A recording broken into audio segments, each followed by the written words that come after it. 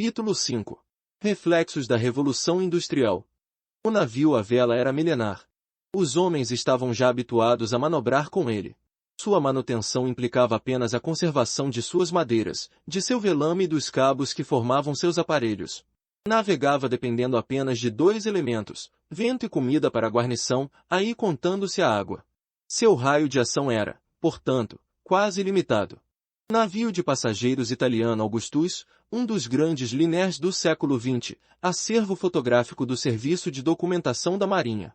Excetuando-se reparos casuais, motivados pelo mau tempo ou pela ação do inimigo, as bases e os portos espalhados pelo mundo apenas serviam para prover os navios dos meios necessários à subsistência de seus homens. Todo o espaço de bordo destinava-se exclusivamente ao transporte de carga e ao alojamento da guarnição, exceto no caso dos navios de guerra, em que cabiam ainda os canhões e sua respectiva munição. O navio a pano integrara-se à paisagem marinha. Era romântico. Disse o governo da província, o que ele recusou disciplinada e peremptoriamente. Era manobreiro. Era barato, em termos relativos, como se verá depois. Parecia que ele resistiria à posteridade. Os homens do século XVIII não podiam imaginar que em seus dias tramava-se o fim da vela como aparelho propulsor dos navios sob a força dos ventos. Surge uma nova força. No começo do século XVIII, um francês, Denis Papin, tentou adaptar um engenho a vapor num barco. Mais tarde, Jaime Watt, por volta de 1770, construiu a primeira máquina a vapor digna desse nome. O que estava acontecendo? Como surgia essa história do vapor? A Grã-Bretanha estava sendo palco de uma grande transformação. Seu sistema de produção se desenvolveu aos poucos com a adoção de um elemento inteiramente novo, que substituiria as relações de trabalho, as estruturas sociais e o próprio quadro do mundo, a máquina. Introduzida no mecanismo produtivo junto com o braço humano, a máquina viria a trazer tantas e tão grandes transformações em todos os campos das atividades humanas que, ao conjunto dessas modificações cada vez mais aceleradas e profundas, deu-se o nome de Revolução Industrial. Definitivamente passou-se da manufatura à indústria. A máquina trouxe maior rendimento ao trabalho, mas solicitou muito maior dispêndio de energia. A grande fonte energética logo utilizada foi o carvão. Os outros dois elementos que formaram com o carvão a trilogia da Revolução Industrial foram o vapor e o aço. O período das grandes modificações da Revolução Industrial começou em meados do século XVIII e prolongou-se por cerca de 100 anos. Hoje, fruto desse surto de progresso da máquina, o homem não parou mais de aperfeiçoá-la e mergulhou num vertiginoso processo de desenvolvimento técnico. Como não podia deixar de ser, a marinha, mercante e de guerra, sofreu o impacto da Revolução Industrial. No mar, porém, as inovações não encontraram eco fácil, como adiante se verá. Na marinha mercante, o homem do mar, de um modo geral, recebeu com desconfiança a máquina de vapor. Até então, todas as inovações técnicas de bordo tinham se originado no próprio meio marítimo. Perdem-se de vista nos tempos as progressivas e diminutas alterações que levaram o navio mercante a evoluir do navio redondo da antiguidade até os majestosos clíperes da segunda metade do século XIX. A máquina a vapor, no entanto, era invenção do homem de terra, estranho ao ambiente marítimo, às lides marinheiras. Aquilo, de certo, não haveria de convir com as navegações. Fortes razões, entretanto, impuseram a máquina a vapor bem cedo à marinha mercante, principalmente no tráfego de passageiros, onde a grande virtude apresentada foi a regularidade das viagens. Isso, sim, interessava aos passageiros. Os problemas técnicos não eram com eles. Foi Roberto Fulton que começou a grande escalada do vapor como elemento de propulsão diretamente aplicado ao transporte marítimo. Em 1807, Fulton fez o seu navio Clermont subir o rio Hudson, de Nova York até Albany, em 32 horas. O tempo de descida foi de 30 horas. Em 1º de outubro daquele ano, o Clermont começou uma linha regular entre as duas cidades, transportando em cada viagem cerca de 100 passageiros. Essa experiência foi notável na história do navio a vapor. O problema da dependência dos ventos para se chegar ao destino passaria a não existir para os passageiros. O transporte a vapor nos rios logo proliferou nos Estados Unidos da América, desenvolvendo-se mais do que na Europa. A explicação é fácil. A Europa estava cortada, havia muito, de estradas que interligavam suas principais cidades. Além disso, as distâncias eram relativamente curtas. Nos Estados Unidos da América, ao contrário, as distâncias eram bem maiores e não havia um sistema rodoviário, enquanto os norte-americanos dispunham de bons rios e lagos navegáveis. Em 1812, começou o serviço de vapor no rio Mississippi. Em 1822, já havia 35 embarcações a vapor navegando nele e em seus afluentes. Navio veleiro brasileiro Cisne Branco, inspirado nos desenhos dos últimos clíperes construídos no século XIX, acervo fotográfico do Serviço de Documentação da Marinha. Na Europa, porém, o vapor não se fez esperar para progredir. Em 1816, o Élise, francês, fez a travessia do Canal da Mancha em 17 horas, sob forte tempestade, alcançando Paris.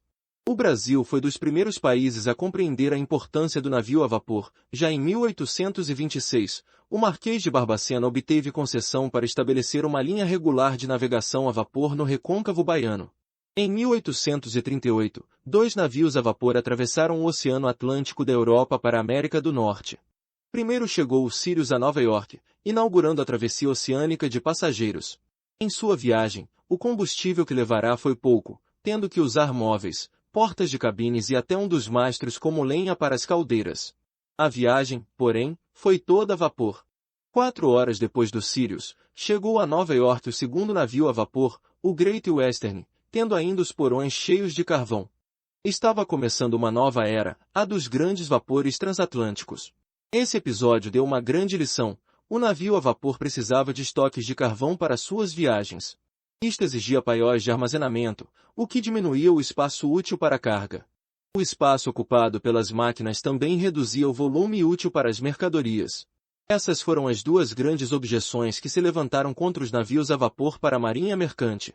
Aplicado, no entanto, com grandes vantagens para o transporte de passageiros, o vapor logo se consagrou para a carga, sendo as dificuldades iniciais superadas com o maior dimensionamento dos navios e o melhor aproveitamento do espaço a bordo. Logo apareceram as primeiras companhias de navegação a vapor. A primeira delas foi a Cunard Line, inaugurada em 1840 por Samuel Cunard com a viagem do Britannia entre a Inglaterra e os Estados Unidos da América. Em 1843, apareceu a grande novidade, o casco de ferro do Great Britain, construído pelo famoso engenheiro naval Isambard Brumel.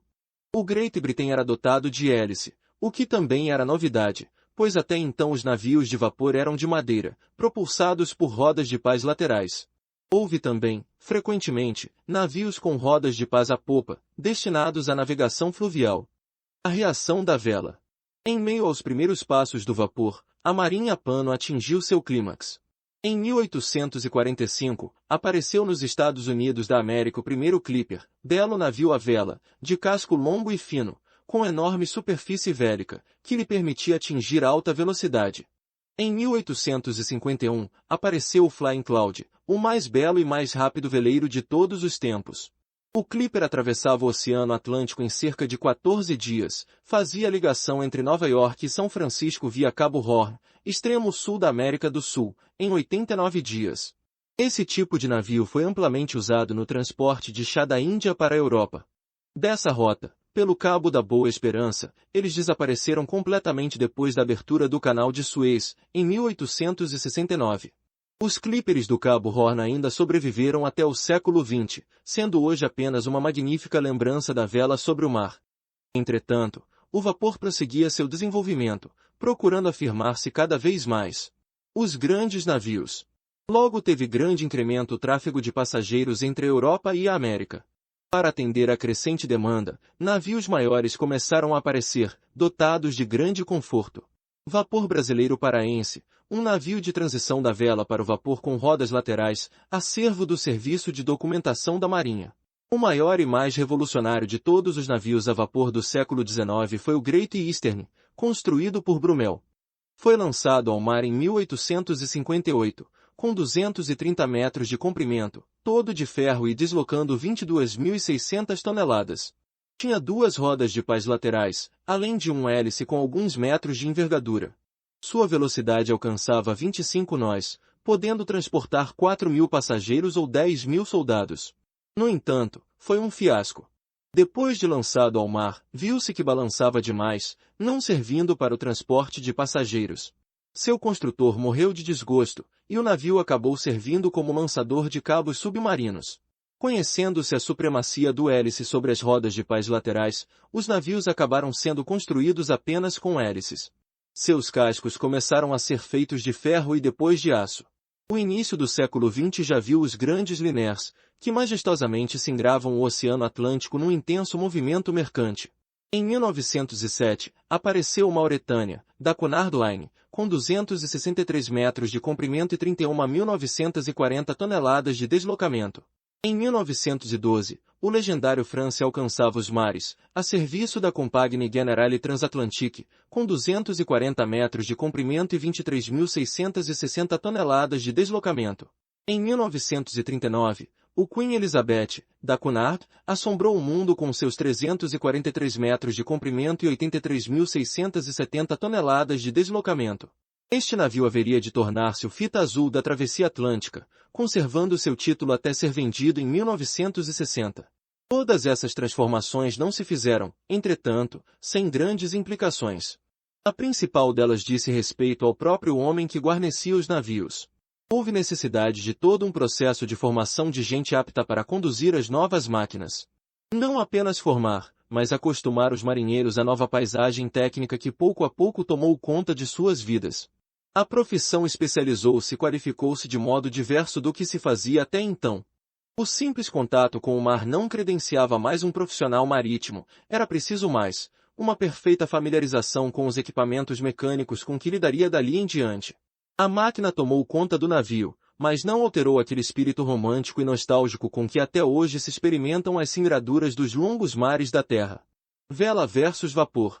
A marinha de guerra sempre foi conservadora. Napoleão já se queixava de seus almirantes, porque estes dificilmente aceitavam qualquer ideia de inovação. Essa peculiaridade dos homens do mar, particularmente dos que lutam no mar, dificultou ainda mais a adoção do vapor nos navios de guerra. As guerras napoleônicas mal haviam terminado e os mercantes começavam a desenvolver um novo tipo de propulsão. As nações marítimas, dentre elas principalmente a Grã-Bretanha, tinham feito vultuosíssimos investimentos em navios de madeira-pano para a situação de beligerância que tinham acabado de viver. Adotar o vapor àquela altura significava jogar fora todo o investimento feito, já que novas táticas e novos métodos haveriam de surgir. Além disso, o vapor trazia necessidades logísticas diferentes. O raio de ação reduzir-se-ia consideravelmente. Fazia-se imprescindível o estabelecimento de toda uma rede fornecedora de combustível espalhada pelo mundo, para que as bandeiras das potências marítimas pudessem tremular pelos mares afora, como até então se fazia. Não apenas combustível, mas sobressalentes para tão estranhos maquinismos. Como, pois, adotar a máquina a bordo? Os almirantes levaram as mãos à cabeça. Eles haviam dominado os mares até então nos navios à vela. Haviam navegado tão bem. E o pessoal apto para conduzir a máquina? Ter-se-ia que formar gente nova nesse campo. Um navio mercante poderia sofrer avarias nas máquinas, e o pior que lhe poderia acontecer seria um atraso na entrega da mercadoria ou no desembarque dos passageiros, ainda que com prejuízo para as partes envolvidas. O navio de guerra, porém, se sofresse avarias teria prejudicado a presteza no ataque e na defesa militar. E as máquinas ainda não ofereciam a desejada segurança. Não. Pensava-se que o vapor não se coadunava com a guerra no mar. Era de difícil condução, inseguro, alterava consideravelmente todo o sistema logístico consagrado havia tanto tempo. As velas estavam incorporadas ao espírito marinheiro desde as origens do navio. Com o vapor, onde elas ficariam? Desapareceriam, por certo. O navio ficará feio. As rodas de pás laterais não eram apenas feias. Eram também vulneráveis. Se fossem atingidas, e ficavam tão expostas, o navio perderia a mobilidade e poderia ser facilmente afundado pelo inimigo. Não apenas isso, mas as rodas de pás laterais ainda tiravam muito espaço dos bordos para a colocação de canhões, pois a artilharia da época era disposta pelos bordos. Isso implicava a redução do poder de fogo dos navios, ou seja, de seu poder ofensivo. Não. O vapor não era tido como coisa para a guerra. No entanto, os espíritos conservadores não dominaram completamente. Embora com bastante parcimônia, as marinhas começaram a construir alguns navios de vapor para a guerra. O Brasil adquiriu na Grã-Bretanha, em 1825, a primeira unidade a vapor para sua marinha de guerra, a barca Correio Imperial, um navio auxiliar. Em dezembro de 1847, foi lançado ao mar na Inglaterra o primeiro navio de combate a vapor que o Brasil teve, a fragata Dom Afonso, com rodas laterais. Com a invenção do hélice em 1836, pelo inglês Francisco Smith e o sueco Johan Eriksson, as questões foram mudando. Os inconvenientes das rodas de paz desapareceram. A vulnerabilidade da própria máquina em relação ao inimigo também diminuiu quando passou a ser construída sob a linha de água, onde ficava mais protegida. Em 1850, a França lançou ao mar a primeira belonave movida a hélice, o Napoléon, construído pelo notável engenheiro naval francês Dupuy de Lomé. Em 1852, os ingleses lançaram o Agamemnon, também a hélice. A Guerra da Crimeia, de 1853 a 1856, mostrou que os navios a vapor eram superiores aos navios a pano. Nessa mesma guerra apareceu uma grande novidade, o navio dotado de couraça. Os encouraçados. Para tomar o forte de Quimburn, Napoleão III mandou construir 5 baterias flutuantes dotadas de proteção de ferro, couraça. 6 Dupuy de Lomé. Em 1852, os ingleses lançaram o Agamemnon, também a hélice. Destas, 3, Lave, Tonante e Devastation, tomaram parte no assalto, com grande êxito. Bombardearam duramente a fortaleza e quase não sofreram danos materiais. Isso chamou a atenção de todas as marinhas do mundo para o valor da couraça. Em 1859, os franceses lançaram ao mar a fragata Gloire, de madeira, mas dotada de couraça. Foi o primeiro navio propriamente couraçado que apareceu. No ano seguinte, sob pressão da opinião pública, o almirantado britânico lançou ao mar o Warrior, couraçado com o casco todo de ferro. Foi, porém, na Guerra de Secessão dos Estados Unidos da América, de 1861 a 1865, que se firmou a importância do navio encouraçado. Cruzador brasileiro Tamandaré, do final do século XIX, acervo fotográfico do Serviço de Documentação da Marinha. No combate de Hampton Roads, em 1862, defrontaram-se 2 navios de couraça, a fragata confederada, sulista, Virgínia, ex-Merrimack, e o navio novo federal, nortista, Monitor, aquele com os canhões dispostos em casamata, enquanto este possuía uma torre giratória. A Merrimack tinha a borda alta, toda fechada. O Monitor tinha o convés ao nível d'água, sem borda livre. A luta durou mais de 2 horas, em que esteve à prova a resistência das novas proteções, tendo sido o primeiro combate entre navios encouraçados na história. O resultado tático foi indeciso, tendo o Monitor se retirado e o Virginia regressado para a cidade de Norfolk. O fim dos 2 navios foi difícil. A Virginia foi destruída em 9 de maio de 1862, quando de um ataque federal a Norfolk, obrigando os confederados a se retirarem da cidade. O Monitor foi a pique numa tempestade ao largo do Cabo Hatteras, no fim de 1862. Essa terrível guerra de secessão mobilizou 1.557.000 soldados do norte e 1.082.000 do sul. Os federais, nortistas, tiveram 359.528 mortos e os confederados, sulistas, tiveram 258.000 mortos. O Monitor viria a consagrar a torre giratória e deu nome a toda uma classe de navios ainda existente que teve pleno uso na Guerra do Vietnã, de 1961 a 1972. No Brasil, a oficialidade estava a par das grandes modificações que então ocorriam no mundo. Nossas dificuldades na produção energética implicavam a importação do carvão, o que onerava bastante a operação dos navios a vapor. O emprego dos navios mistos, a vapor e vela, porém, que ainda se fazia em grande escala pelos mares, foi um recurso bastante usado aqui. Os ministros da Marinha frequentemente recomendaram aos comandantes de navios que, nos cruzeiros ao longo da costa, apenas usassem o pano, empregando vapor somente nos casos de manobras ou quando a necessidade assim o exigisse. O navio encouraçado estava consagrado depois de Hampton Roads. O estrago feito pela Virgínia nos navios de madeira que estavam no ancoradouro 71 mostrou que a madeira era impotente contra o ferro. No Brasil, a última grande batalha naval com navios de madeira foi a do Riachuelo, em 1865. Esta também foi a primeira batalha naval no mundo em que só se usou vapor. O navio encouraçado fez sua aparição no Brasil durante a Guerra do Paraguai, de 1864 a 1870, por necessidade tática e estratégica do teatro de operações. Os rios paraguaios estavam poderosamente defendidos pelas fortalezas e demais posições armadas por Solano Lopes.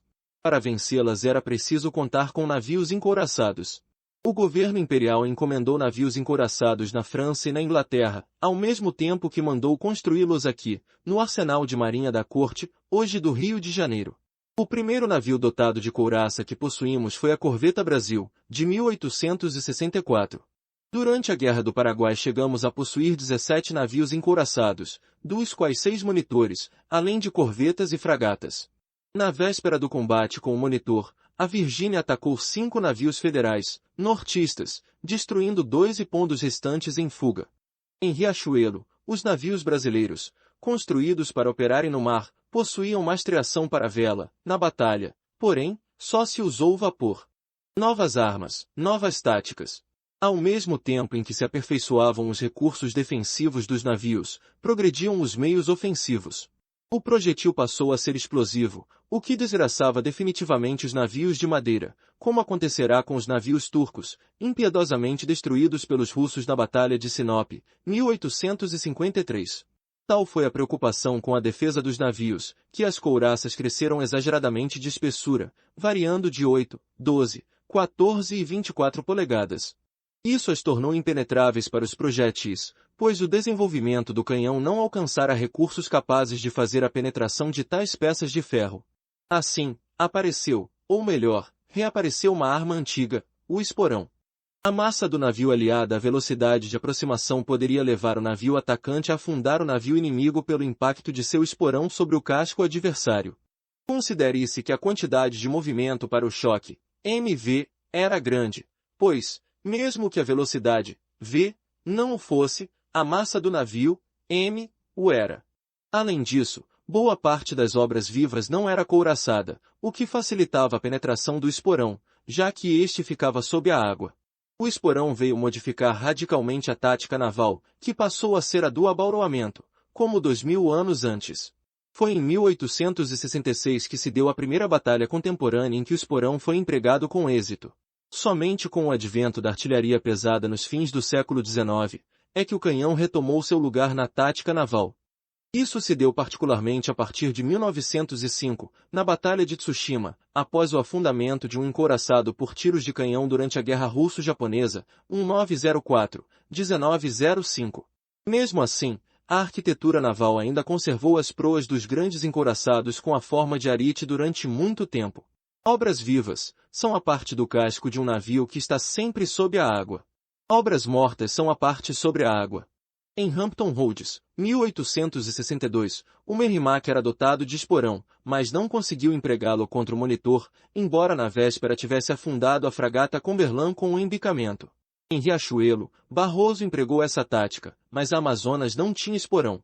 Sob as águas também. Outra grande novidade da Revolução Industrial na Marinha de Guerra foi o advento do submarino. Surgido já na Guerra da Revolução Americana, de 1776 a 1783, quando fracassou em sua missão de adaptar uma carga explosiva no casco de um navio de guerra inglês, o submarino teve maior impulso a partir de meados do século XIX, quando apareceram o Brandtaucher dos prussianos, 1850, e o Plongeu dos franceses, 1863. Só no fim do século a técnica estava suficientemente avançada. Foi então que se manifestou uma intensa atividade, cujos princípios básicos tinham sido elaborados por John P. Holland e Simon Lake, dos Estados Unidos, Nordenfeld, da Suécia, Garret, da Inglaterra, e Isaac Peral, da Espanha.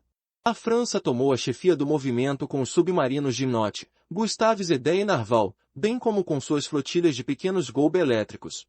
Mas o Roland, adotado pela Marinha Norte-Americana em 1900, devido ao construtor John P. Roland, é tido geralmente como o protótipo do submarino moderno, que, hoje em dia, impulsionado por um potente reator atômico e armado com mísseis balísticos, ameaça tornar-se o autêntico navio de guerra do futuro próximo. No Brasil, nossos primeiros submarinos vieram em 1913, construídos na Itália, os famosos classe F, F1, F3 e F5. As dúvidas que restaram. Todas essas modificações trazidas pela máquina foram profundas. Alteraram muito mais as condições de vida da humanidade do que o próprio homem podia imaginar. A revolução das coisas, dos costumes, das relações entre os indivíduos marcou indelevelmente o ser humano. Refletiu-se em todos os setores de sua atividade, para a paz, para o progresso, para o bem-estar, para a guerra, para o crime, para os vícios. Como não podia deixar de ser, a máquina chegou ao mar. Para o comércio e para a luta. Depois da Revolução Industrial, tudo ficou mais difícil no campo das definições profissionais do homem do mar. E grave pergunta passou a atormentar todas as cabeças responsáveis: o que é o oficial de marinha? Antes, a resposta era fácil.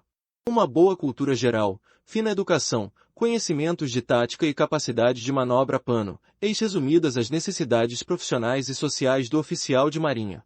Depois da máquina, tudo complicou-se e, junto com a máquina, uma tremenda diversificação dos conhecimentos e das atividades do homem trouxeram um estado de inquietante dúvida. No início, a máquina foi socialmente desprezada na Marinha.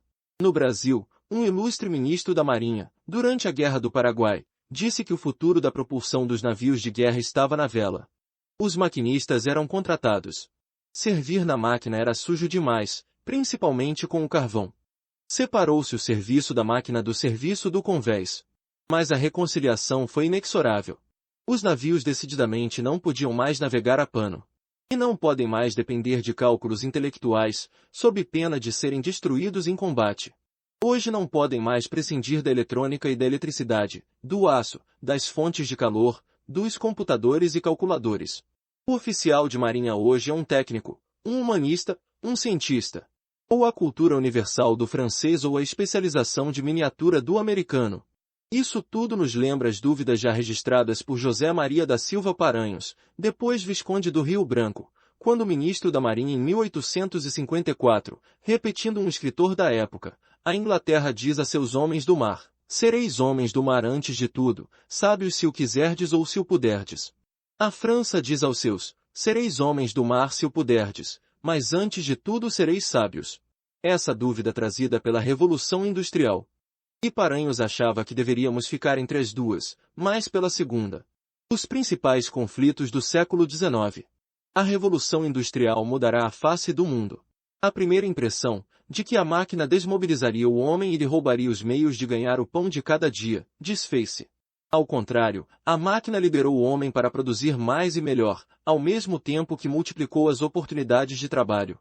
Impressão negativa com relação à máquina quanto ao mercado de trabalho já horrorizara os trabalhadores britânicos, que destruíram muitas delas. No século XVIII. Mas, nesses períodos, a Revolução Industrial primeiro e, depois, o que se começou a chamar de Revolução Tecnológica, agravaram as relações nacionais e internacionais.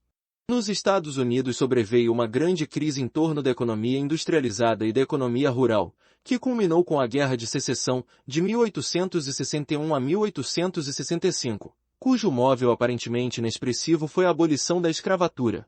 Surgira aí um elemento novo no quadro da guerra, a estrada de ferro, que foi capaz de permitir o abastecimento das tropas num novo aspecto da guerra, a frente estratégica, que trouxe para o conflito a segunda dimensão. Nessa guerra civil, a Marinha Federal bloqueara os portos sulistas, impedindo que os confederados recebessem recursos externos de que tanto necessitavam, justamente por não possuírem base industrial. Foi uma guerra em que o fator econômico preponderou e em que, como nunca se vira antes, os novos recursos industriais se aplicaram em grande escala. Tanto foi assim que os europeus enviaram para a América atentos observadores.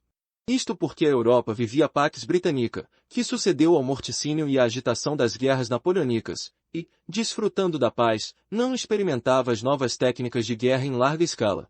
Essa guerra desarrumou a casa norte-americana e culminou com a morte de um dos grandes homens que habitaram a terra, Abraham Lincoln. Acabava a Guerra de Secessão e começava na América do Sul o longo e custoso conflito, o maior da história do Brasil, a Guerra do Paraguai, de 1864 a 1870. Aí, como na Guerra de Secessão, os rios tiveram imenso valor estratégico. Ambas essas guerras foram eminentemente fluviais para as marinhas. No nosso caso, particularmente, a penetração do território inimigo só era razoável pela via fluvial.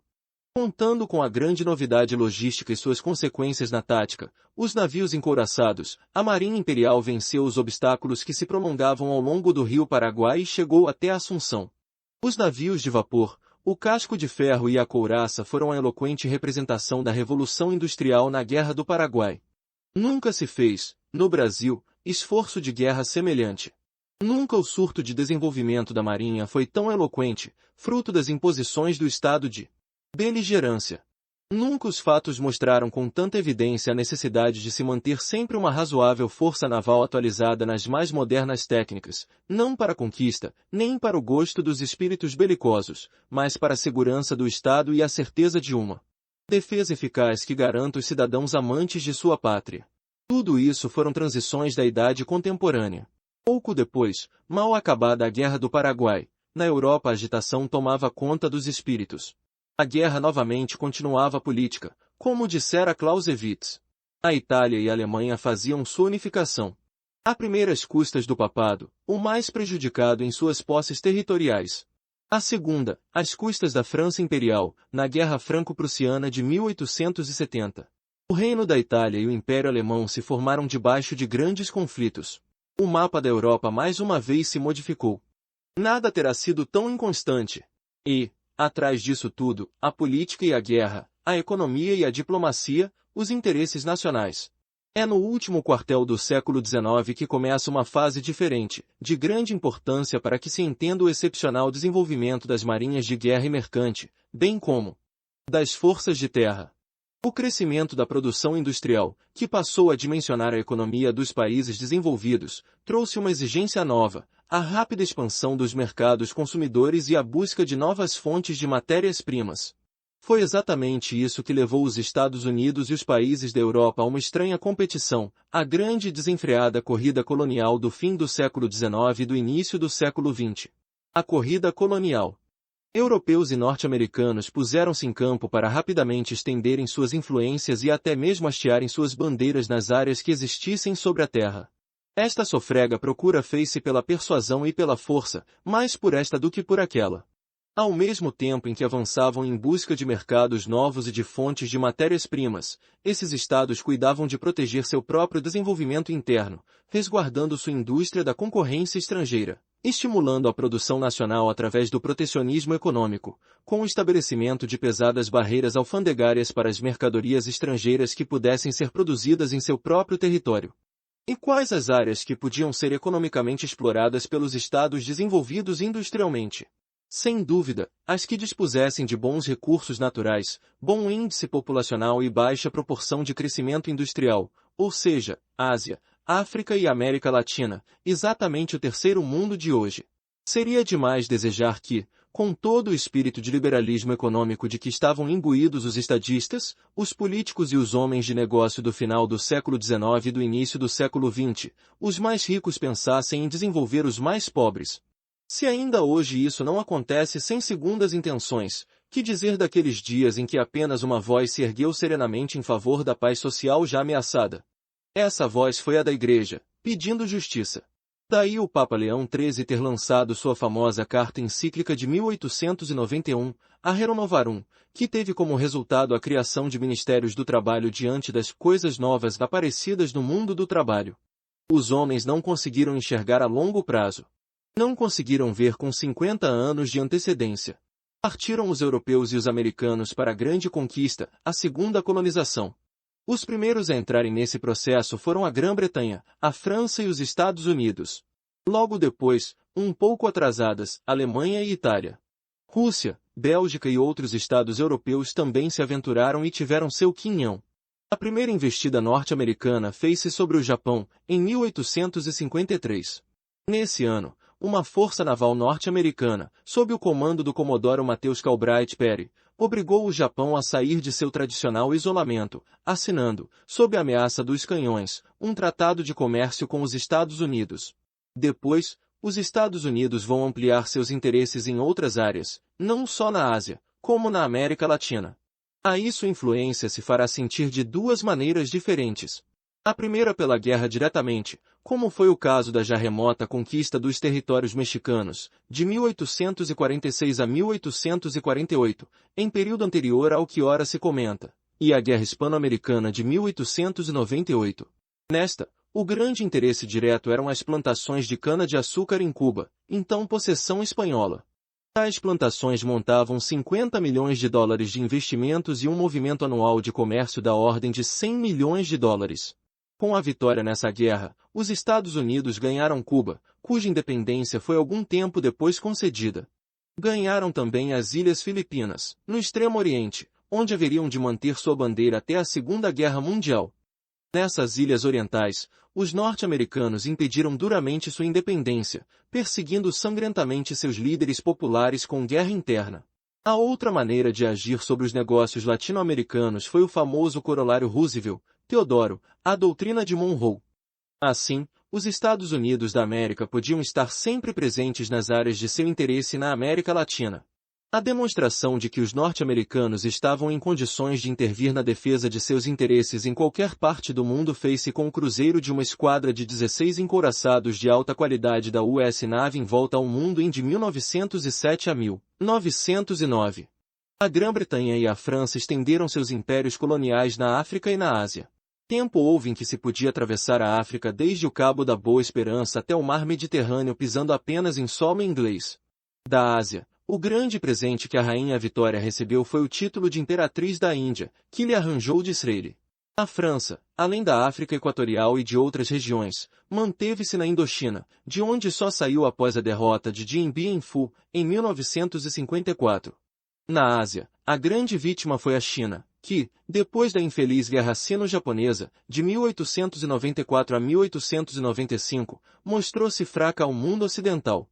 Daí em diante foi repartida entre russos, franceses, ingleses e alemães, que caíram sobre ela em busca de uma série de vantagens comerciais. Todo esse abuso resultou no crescimento de um espírito de revolta que se expressou no último ano do século XIX com a célebre Revolta dos Boxers, 1900. A Alemanha e a Itália, ocupadas desde a década de 1860 em preparar sua unificação, chegaram atrasadas à corrida colonial, disputando com denodo áreas de influência e mesmo colônias. Isso deu margem a grandes conflitos diplomáticos que quase resultaram em guerra, como foi o caso do Marrocos. O sistema de áreas de influência foi uma constante desse e de outros períodos posteriores. Um caso curioso foi a situação da Pérsia, que tinha duas áreas de influência em seu território nacional, uma russa e outra britânica.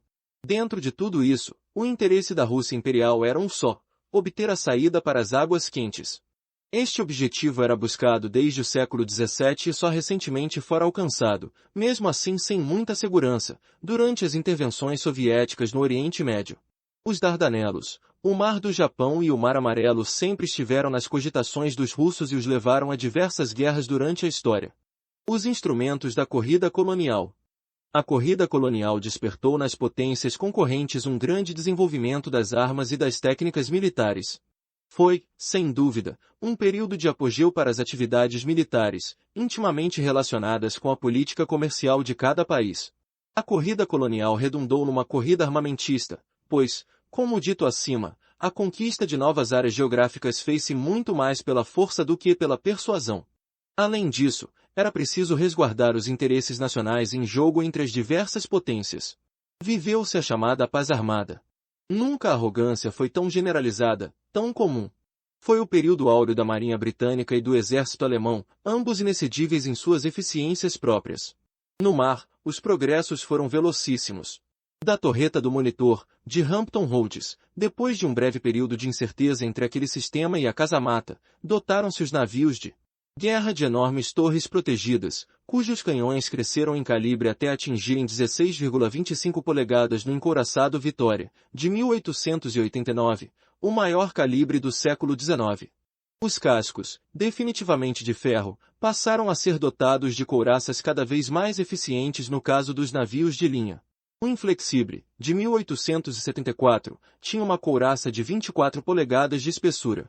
O desenvolvimento da metalurgia é que permitiu o aparecimento de novas ligas que, em peças de menor espessura, apresentavam maior resistência à penetração.